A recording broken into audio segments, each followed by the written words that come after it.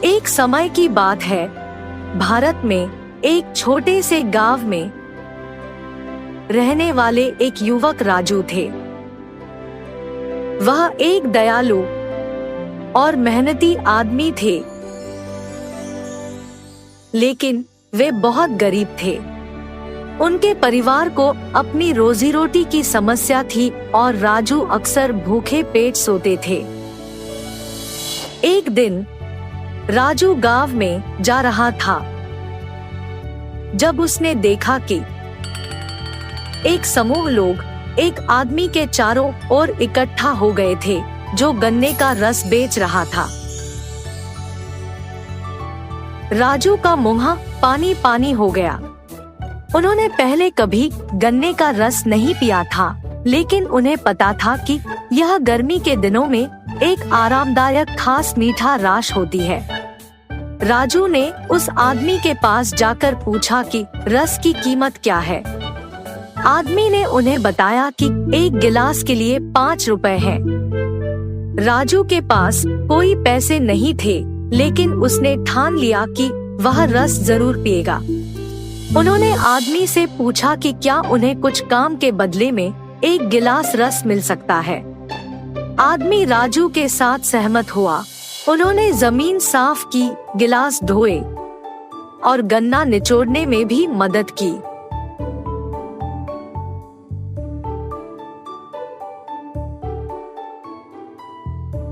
जब आदमी काम पूरा कर लिया तो उसने राजू को एक गिलास रस दिया। राजू ने रस की एक चुम्बन लिया और खुशी में अपनी आंखें बंद की। यह स्वादिष्ट रस उसके द्वारा कभी भी नहीं चखा गया था। उन्होंने आदमी को धन्यवाद दिया और फिर अपने मार्ग पर चले गया।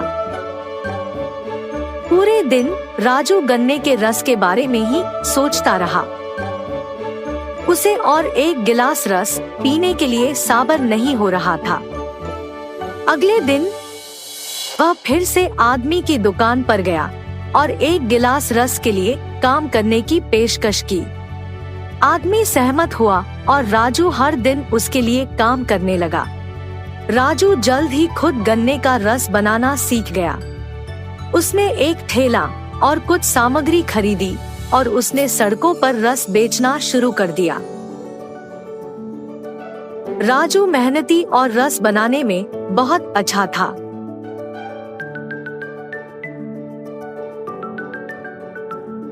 उसका रस मीठा और ताजगी भरा होता था और लोगों को यह बहुत पसंद आता था। जल्द ही राजू का व्यापार बहुत सफल हो गया। उन्हें पर्याप्त धन कमाने में सफलता मिली जो उनके और उनके परिवार की सहायता करने के लिए पर्याप्त थी। उन्होंने दूसरे लोगों की मदद भी की। राजू ने अपने गांव में गरीब बच्चों की मदद के लिए एक फाउंडेशन शुरू की। उन्होंने अपने व्यापार से प्राप्त लाभ का उपयोग करके बच्चों को स्कूल जाने के लिए छात्रवृत्ति प्रदान की। उन्होंने एक कार्यक्रम भी शुरू किया जिसके तहत गरीब परिवारों को भोजन और कपड़े प्रदान किए जाते थे। राजू की फाउंडेशन एक महान सफलता थी। उन्होंने सैकड़ों बच्चों की शिक्षा में मदद की और उनकी जीवनों को सुधारा। राजू खुश थे कि उन्होंने अपनी सफलता को दूसरों की सहायता के लिए उपयोग किया। राजू की कहानी हमें याद दिलाती है कि मेहनत और संकल्प सफलता के लिए मार्गदर्शक हो सकते हैं, लेकिन सच्ची सफलता सामग्री संपत्तियों के बारे में नहीं होती। यह दूसरों की सहायता के लिए अपनी सफलता का उपयोग करने के बारे में होती है। सुबह उठकर वनजाक्षी देखती है कि जहाँ पिछली रात को एक छोटा सा पौधा था, वो अगले दिन एक बड़ा 6 फुट वाला पेड़ बन चुका था। और इतना ही नहीं, उनपे बैंगन भी इतने भरे भरे और 4 गुना बड़े भी उग गए थे।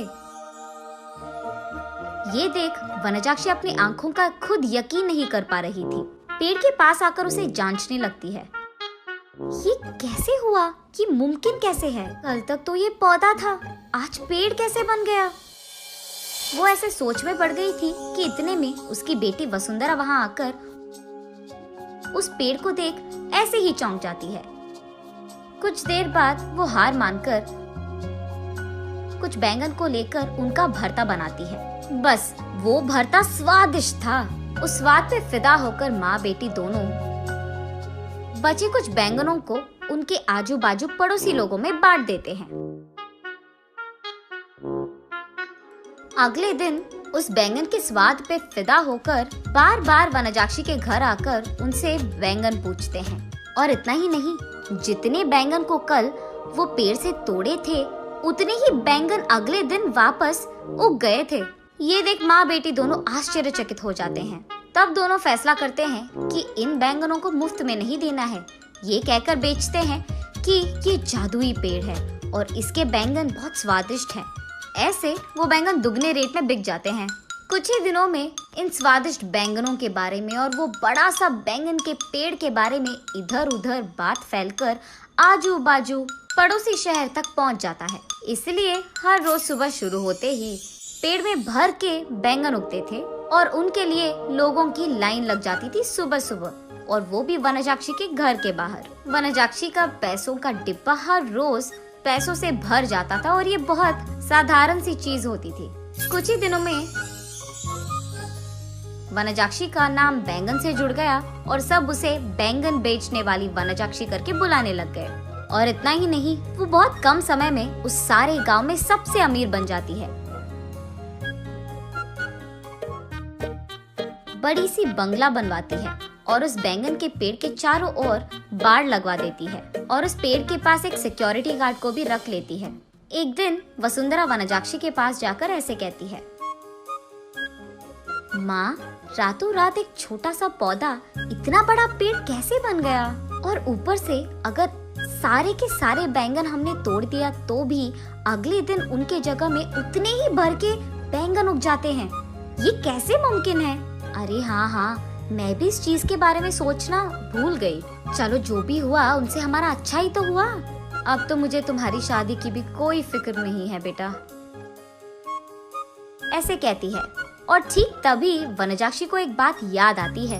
उस समय में जब भी वनजाक्षी के लिए रिश्ते लाते थे तो कुछ भी सेट नहीं होता था। अगर वसुंधरा को लड़का पसंद आ गया तो लड़के वालों को इनका दहेज नहीं पसंद आता था, और अगर लड़के ने वसुंधरा को पसंद कर लिया तो वसुंधरा को वो लड़का पसंद नहीं आता था। ऐसे बहुत सारे रिश्ते देख देख कर वनजाक्षी थक कर ये सोचने लगती है कि शायद उसकी बेटी के कुंडली में कोई दोष है, इसीलिए वो बहुत सारे पूजा पाठ करवाती रहती थी। ऐसे ही एक दिन वो मंदिर में पूजा करवा के घर लौटती रहती है। तब रास्ते में उसे एक बैंगन का टुकड़ा नजर आता है। उसे लेकर वो अपने घर के सामने रख देती है। और कुछ दिन बाद उस जगह में एक छोटा सा पौधा उग गया था। मंदिर जाने से पहले उन बैंगनों को देख वनजाक्षी सोचती है, घर आने के बाद ना इन बैंगनों का एक बहुत अच्छा भरता बनाना है मुझे।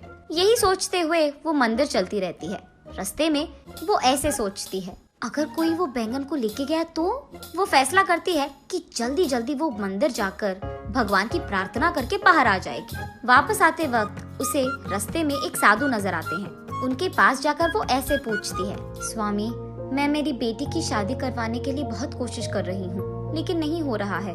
कृपा करके इसका कोई हल निकाल दीजिए।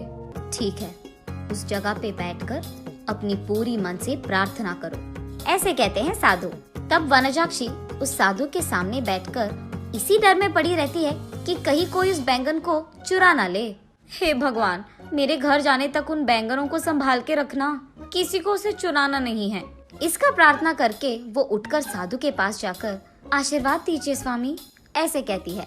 तब साधु कहते हैं, जो प्रार्थना तुमने अपने मन से पूरे मन से किया है तुम्हें वो हासिल होगा, और वो भी दुगने में। जाओ बेटी। तब जाकर वनजाक्षी को समझ आता है कि हुआ क्या था, और वो वसुंधरा को ये सब समझा देती है। तो तुमने मेरी शादी के बारे में नहीं, बैंगन के बारे में प्रार्थना किया था? माँ, तुम भी ना, ये कहकर हंस लेती है।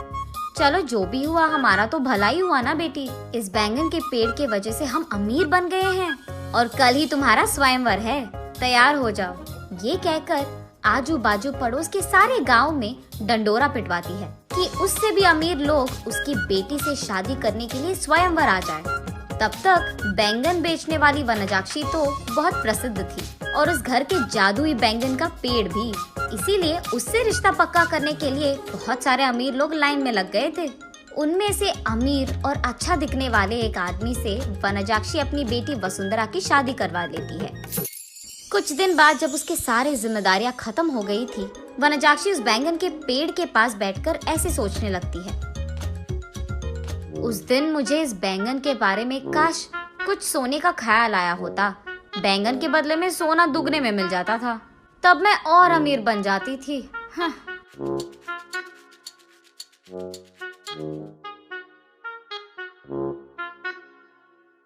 अगले दिन सुबह उठ के देखने पर उस बड़े बैंगन के पेड़ के जगह में वही पुराना वाला छोटा सा पौधा था जो वनजाक्षी ने वहां लगाया था। तब वनजाक्षी को पूरी बात समझ में आती है। आशा करना तो अच्छा ही है, लेकिन लालच करोगे तो निराशा ही मिलेगी। एक बार की बात है, रामू नाम का एक लड़का रहता था। वह अपनी दादी के साथ रहता था। क्योंकि रामू के पास उसके माता पिता नहीं थे, इसलिए उसकी दादी ने उसे बहुत लाड प्यार दिया। रामू को अपनी दादी के साथ समय बिताना बहुत पसंद था। रामू हर दिन स्कूल जाता था, घर लौटता था और अपनी दादी की कहानियाँ सुनता था। जल्दी ही उसने अपनी 7वीं कक्षा पास की। आगे की पढ़ाई के लिए उनके गांव में कोई स्कूल नहीं था, इसलिए रामू घर पर वापस आ गया और अपनी दादी की दैनिक कामों में मदद करने लगा। जब वह घर के कामों में मदद कर रहा था, तब उसने अपनी दादी की मदद से चाय बनाना सीखा। रामू बहुत कुशल था और वह जो चाय बनाता था वह स्वाद में बहुत लजीज थी। हर बार जब वह अपनी चाय का स्वाद लेती थी तो उसकी दादी उसकी तारीफ करती थी। रामू हमेशा मेहमानों और अपने दोस्तों को चाय परोसता था।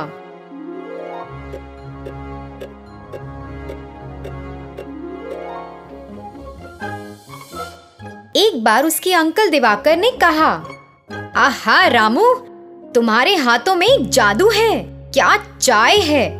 यह सच में बहुत स्वादिष्ट है। धन्यवाद अंकल, मुझे खुशी है कि आपको मेरी चाय पसंद आई। मेरी चाय का स्वाद चखने वाले सभी लोगों ने मेरी बहुत तारीफ की है। रामू, तुम बाजार में हमारे गांव के लोगों के लिए अपनी चाय क्यों नहीं बेचते? मुझे यकीन है कि तुम इससे कुछ पैसे कमा सकते हो। रामू ने उनका सुझाव लिया और गांव में बेचने के लिए चाय बनाई। सभी को चाय का स्वाद बहुत पसंद आने लगा और यह बात पूरे गांव में फैल गई।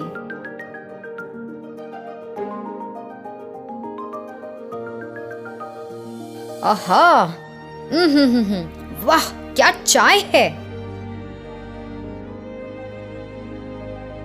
ग्राम प्रधान ने रामू के इस हुनर के बारे में सुना और उन्होंने रामू को मिलने के लिए कहा।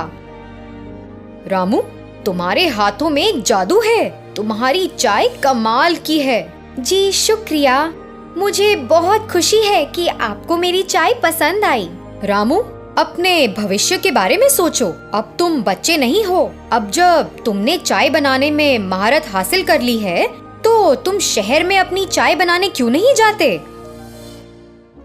शहर के लोगों को भी अपनी चाय का स्वाद लेने दो और मुझे यकीन है कि शहर के लोग तुम्हारी चाय को बहुत पसंद करेंगे और तुम इससे अच्छा पैसा कमा सकते हो।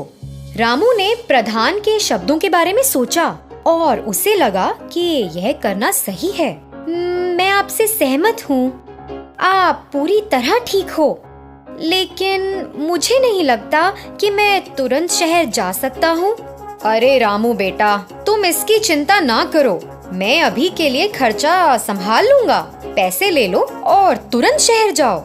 रामू गांव के मुखिया से सहमत हो गया। अपने पैसे लेकर शहर चला गया।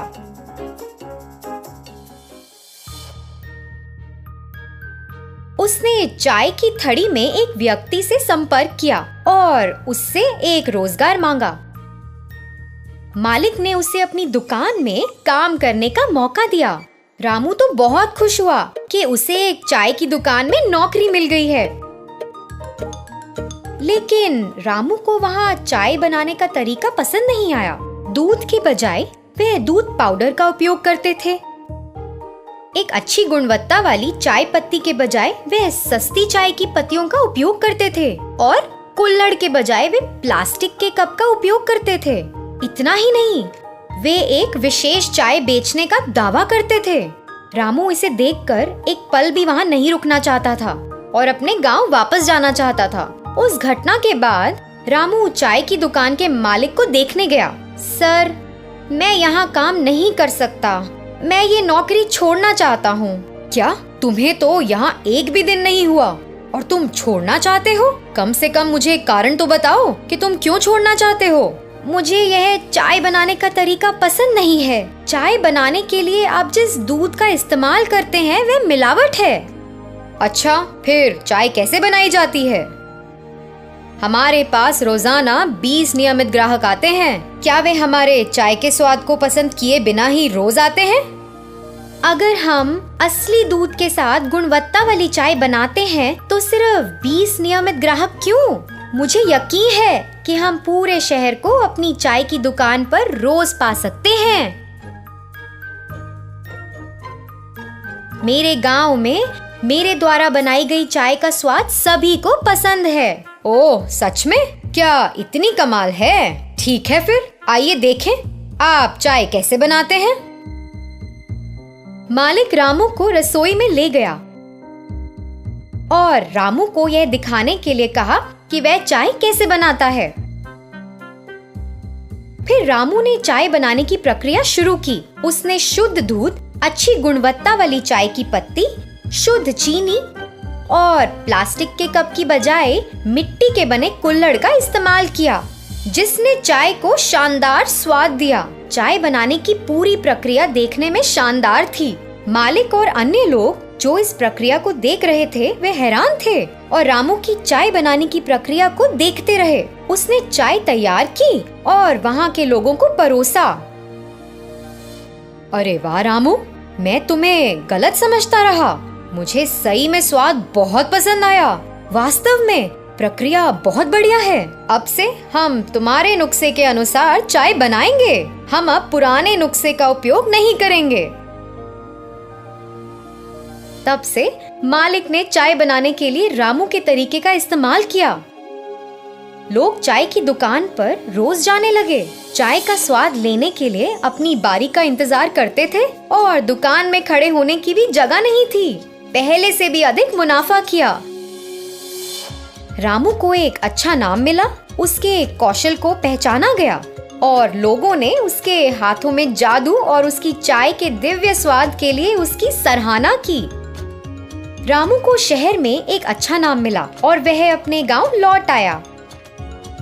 उसकी दादी को उस पर बहुत गर्व था और वे दोनों गांव के मुखिया को देखने गए और उनका आशीर्वाद लेने गए। रामू ने मुखिया से लिया पैसा वापस कर दिया। मुखिया को रामू पर बहुत गर्व था और उसकी कड़ी मेहनत के लिए उसकी सराहना की। रामू को ग्रामीणों के सामने सम्मानित किया गया और जमींदार ने उसकी सफलता की कहानी सभी ग्रामीणों को सुनाई। रामू ने गांव के कई युवा बेरोजगारों को प्रेरित किया। सभी ने रामू से प्रेरित होकर अपने लक्ष्य के प्रति मेहनत करना शुरू किया। किसी ने भी गांव में गरीबी या बेरोजगारी नहीं देखी।